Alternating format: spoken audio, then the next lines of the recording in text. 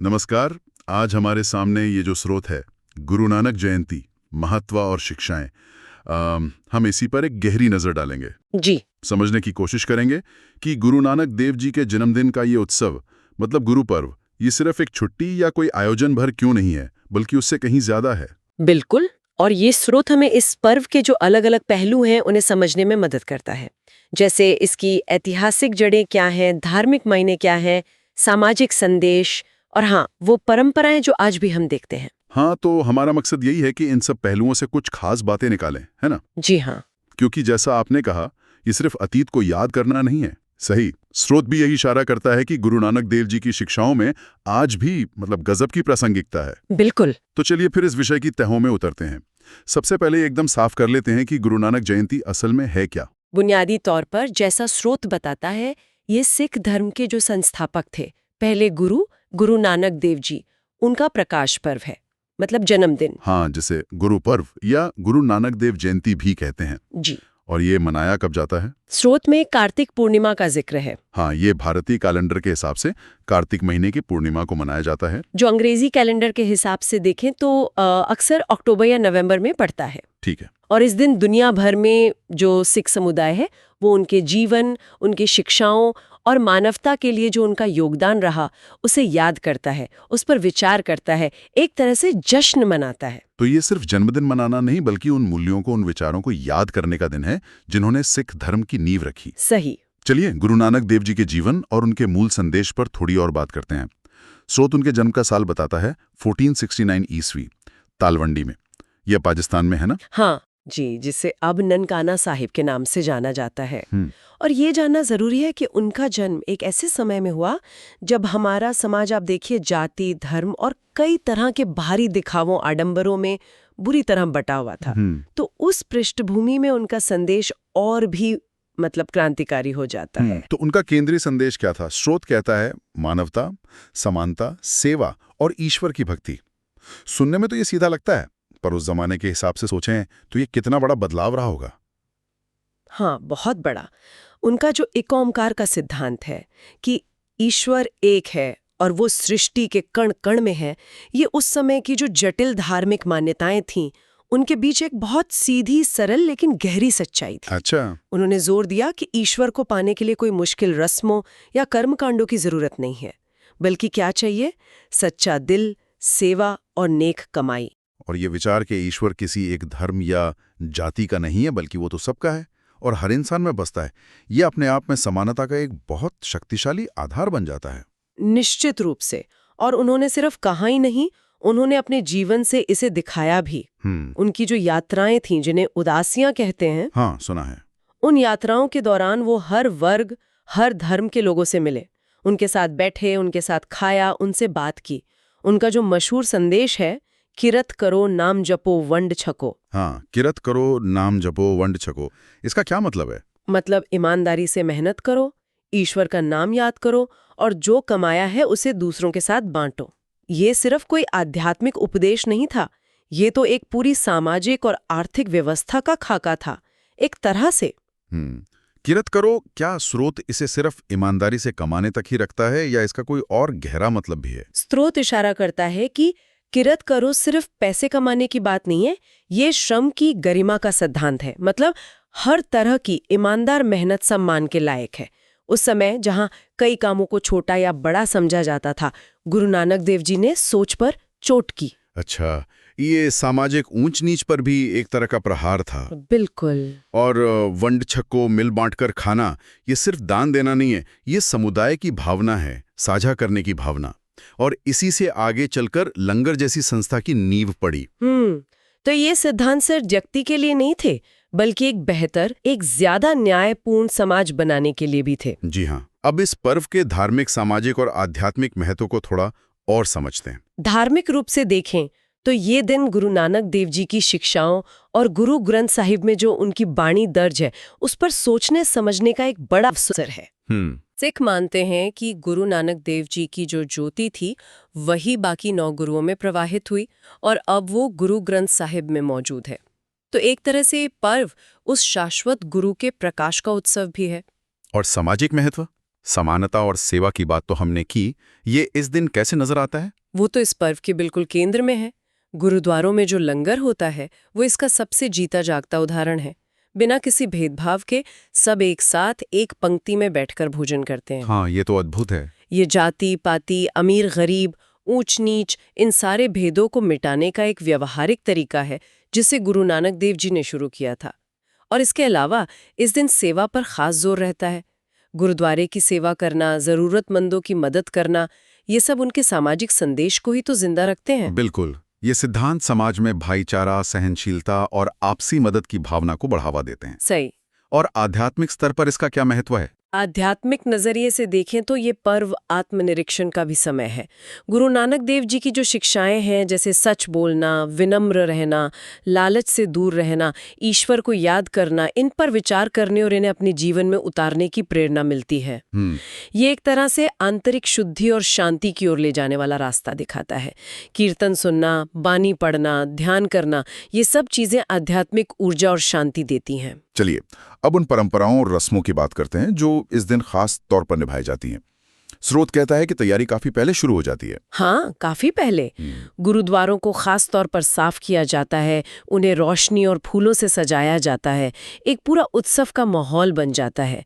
और फिर मुख्य उत्सव के दिनों में कई सारी गतिविधियां होती हैं, जैसे कि पाठ और कीर्तन। ये तो गुरुद्वारों में सुबह से देर रात का चलता रहता है ना?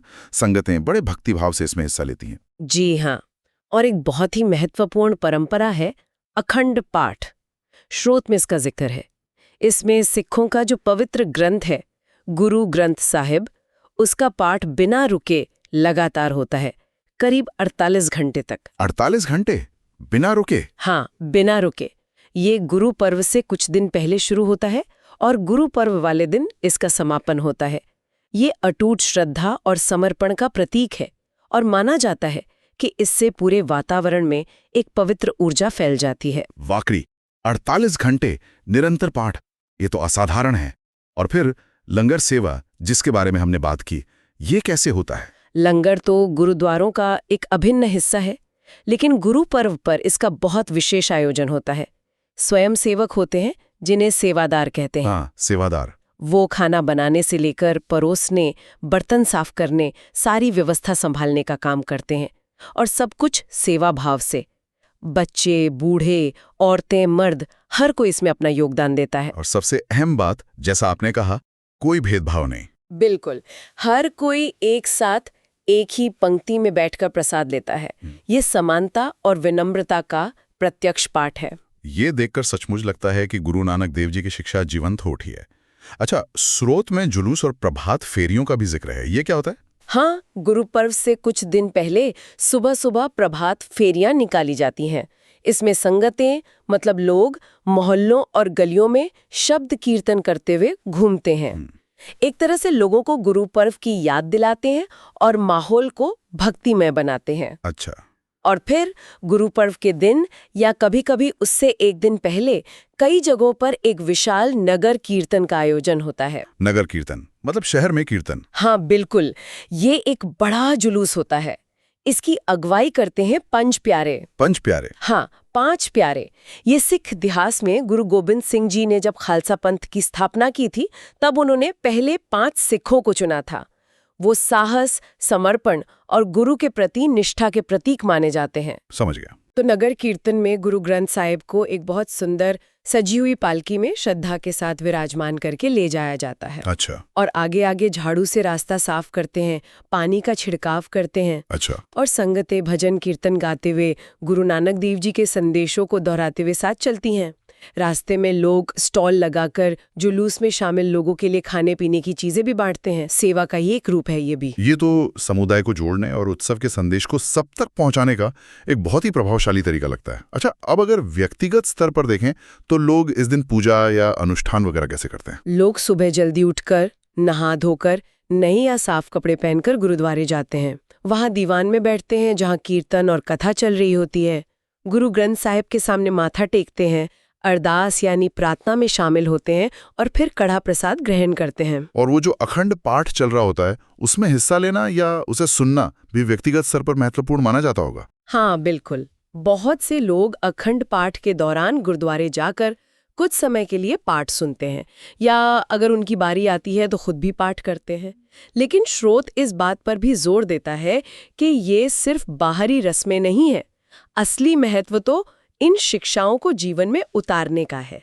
जैसे कि लंगर में सेवा करना। बिल्कुल, लंगर में जाकर सिर्फ खाना नहीं बल्कि सेवा करना, चाहे वो सब्जी काटना हो या रोटी बनाना, पानी पिलाना, बर्तन साफ करना, इसे बहुत पुण्य का काम माना जाता है। ये गुरु नानक देव जी की सेवा की शिक्षा का प्रैक्टिकल रूप है। इससे विनम्रता आती है, निस्वार्थ भाव जगता है। और गरीबों को भोजन कराना या दान देना, ये उनकी वंड छकों की शिक्षा को दिखाता है। जी हाँ, गुरु पर्व के अवसर पर कई लोग अपनी श्रद्धा के अनुसार दान पुण्य करते हैं, जरूरतमंदों की मदद करते हैं। लेकिन सबसे महत्वपूर्ण बात जो स्रोत कहता है वो ये है कि इस दिन व्यक्ति को आत्मचिंतन करना चाहिए। आत्मचिंतन। हाँ, और गुरु नानक देव जी ने जो रास्ता दिखाया, सत्य, संतोष, दया, विनम्रता, सेवा, सिमरन, उस पर चलने का संकल्प लेना चाहिए। ये पर्व एक मौका है अपनी आध्यात्मिक और नैतिक जड़ों को फिर से सींचने का। तो अगर हम इस पूरी चर्चा को अब समेटें तो गुरु नानक जयंती सिर्फ एक ऐतिहासिक व्यक्ति का जन्मदिन नहीं है। इसमें इतिहास भी है, गहरा दर्शन भी है, सामाजिक क्रांति का संदेश है और बहुत जीवंत सामुदायिक परंपराएं भी हैं। सही कहा। और जो बात यहाँ सबसे ज्यादा ध्यान खींचती है वो ये है कि कैसे ये सारे पहलू एक दूसरे से जुड़े हुए हैं, गुंथे हुए हैं। गुरु नानक देव जी का जन्म जो एक ऐतिहासिक घटना है, वो उनकी शाश्वत शिक्षाओं को जन्म देता है, जैसे एक ईश्वर, समानता, सेवा। हाँ, और फिर ये शिक्षाएं समुदाय द्वारा निभाई जाने वाली परंपराओं में साकार होती हैं। लंगर, कीर्तन, नगर कीर्तन, सेवा, ये एक चक्र जैसा है जो उनके संदेश को पीढ़ी दर पीढ़ी जिंदा रखता है। और ये परंपराएं सिर्फ रस्म अदायगी नहीं है, बल्कि उन उसूलों को जीने का तरीका है। जैसे लंगर सिर्फ मुफ्त भोजन नहीं, वो समानता का अभ्यास है। बिल्कुल। सेवा सिर्फ काम नहीं, वो विनम्रता का पाठ है। ये उत्सव हमें दिखाता है कि धर्म सिर्फ व्यक्तिगत आस्था की बात नहीं है, बल्कि ये समुदाय, सेवा और सामाजिक जिम्मेदारी से भी जुड़ा है। ये याद भी दिलाता है और प्रेरणा भी देता है। तो इस पूरी बातचीत का निचोड़ क्या निकलता है? स्रोत के आधार पर हम क्या कह सकते हैं? निचोड़ यही है कि गुरु नानक जयंती सिर्फ गुरु नानक देव जी के जन्म का उत्सव नहीं है। ये उन सिद्धांतों का उत्सव है जो उन्होंने दुनिया को दिए। ईश्वर एक है, सभी मनुष्य बराबर हैं, ईमानदारी से कमाओ, बांटकर खाओ और निस्वार्थ सेवा करो। ये भक्ति, मानवता और सामाजिक समरसता का एक मिला-जुला जीवंत पर्व है। ये उन शिक्षाओं को सिर्फ याद करने का दिन नहीं, बल्कि उन्हें आज के जीवन में लागू करने का अवसर भी है। और यहीं पर स्रोत हमें एक सोचने वाला बिंदु देता है। वो कहता है कि व्यक्ति को अपने जीवन में सत्य, सेवा और भक्ति के मार्ग को अपनाना चाहिए। तो ये एक महत्वपूर्ण सवाल खड़ा करता है जिस पर हम सबको शायद सोचना चाहिए। क्या सवाल? कि गुरु नानक देव जी के ये जो मूल सिद्धांत हैं, जैसे बिना किसी स्वार्थ के सेवा करना, हर इंसान में उसी एक ईश्वर का रूप देखना, अपनी कमाई ईमानदारी से करना और उसे ज़रूरतमंदों के साथ साझा करना, इन्हें हम आज की जो ये तेज़ रफ्तार, जटिल और अक्सर बंटी हुई दुनिया है, उसमें सिर्फ इस पर्व के दिन ही नहीं बल्कि रोज़मर्रा की ज़िंदगी में ज़्यादा बड़े पैमाने पर कैसे लागू कर सकते हैं? ये वाकई गहरा सवाल है, क्योंकि ये सिद्धांत किसी एक समुदाय या एक दिन के लिए तो है नहीं। इनकी ज़रूरत तो शायद आज पहले से भी ज़्यादा महसूस होती है। निश्चित रूप से इनकी प्रासंगिकता समय और सीमाओं से परे है। और शायद यही इस पर्व का सबसे स्थायी संदेश है कि उत्सव मनाने का असली मतलब उन मूल्यों को जीना है जिनसे हम प्रेरणा लेते हैं। ये सिर्फ एक दिन की बात नहीं, बल्कि जीवन जीने का एक तरीका है।